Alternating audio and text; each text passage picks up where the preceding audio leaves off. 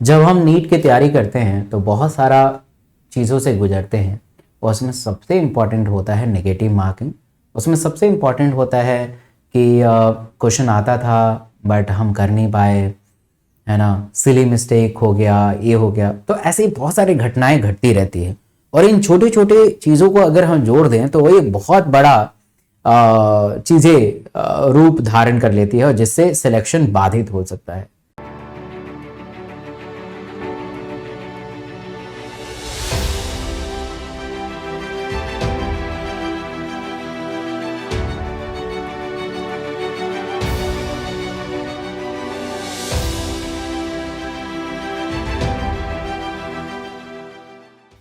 आज के टाइम में अगर हम ऑनलाइन के बारे में बात करें तो बहुत सारे ऐसे स्टूडेंट हैं जिनको एमसीक्यू करना बहुत पसंद है। उनको खेलना बड़ा अच्छा लगता है। जो छोटे छोटे क्वेश्चन होते हैं करके खुश हो जाते हैं, वाह मुझे आता है ना, मेरा नाम आ गया।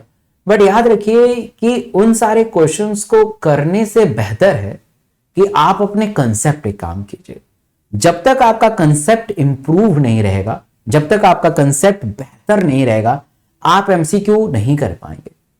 जितने भी टॉपर हैं नीट के, उनसे सबसे ज्यादा जब आप इंटरव्यू देखेंगे या उनसे पर्सनली बात करेंगे, क्योंकि मैं एमएमसी से पास हूं, मेरे पास first year, second year, third year आते थे, उनसे मैं बात करता था तो सबसे कॉमन क्वेश्चन, मतलब सबसे कॉमन चीज यही आता था कि उन्होंने थ्योरी पे बहुत बेहतर मेहनत किया, थ्योरी पे काम बहुत किया, प्रैक्टिस भी किया है बट थ्योरी पे बहुत ज्यादा काम किया है।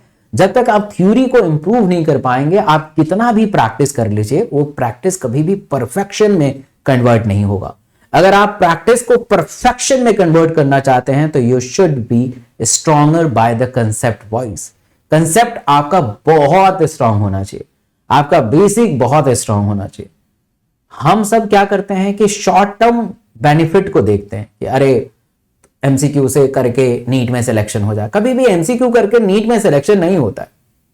अगर आप सोचिए, ठीक है, मैं मान लेता हूं एमसीक्यू करके, बहुत सारे वीडियो में आपने सुना होगा यूट्यूब में, है ना, प्रैक्टिस करो प्रैक्टिस करो, ठीक है, मैं मान लेता हूं एमसीक्यू करके सिलेक्शन होता है, राइट।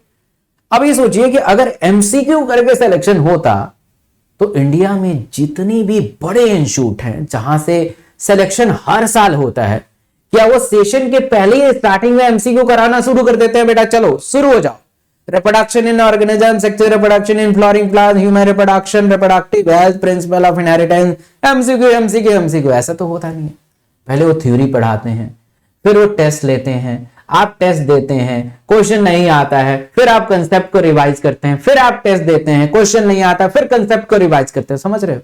तो उसको वहां पे जितने भी इंस्टीट्यूट है वो पहले आपको कंसेप्ट सिखाते हैं, फिर वो प्रैक्टिस करना सिखाते हैं, और यही हमें करना है।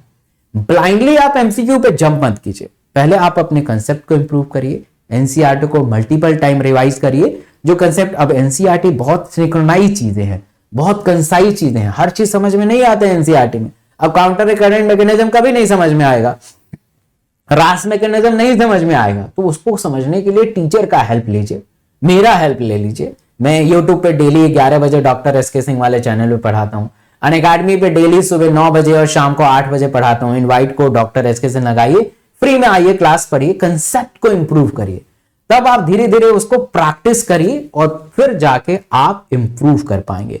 तो इस वीडियो बहुत छोटी है और सजेशन यही है कि आप बेहतर करना चाहते हैं नीट में, तो सबसे पहले अपने कंसेप्ट पे काम कीजिए, अपने बेसिक पे काम कीजिए, मल्टीपल टाइम एनसीईआरटी रीड करिए and then start the practice. Practice is very important. ऐसा नहीं है कि प्रैक्टिस नहीं करोगे तो नीट में सिलेक्शन हो जाएगा, नहीं, क्योंकि नीट में आपको एमसीक्यू से ही क्वेश्चन आएगा, कंसेप्ट से नहीं आएगा, मतलब थ्योरी से नहीं आएगा। थ्योरेटिकल क्वेश्चन थोड़े ना होते हैं, एमसीक्यू होते हैं। तो आपको पता होना चाहिए कि एमसीक्यू कैसे करते हैं, राइट। आपको पता होना चाहिए कि उस कंसेप्ट का इस्तेमाल कैसे करते हैं। तो practice is very important, but before the practicing आपको कंसेप्ट आना बहुत जरूरी है।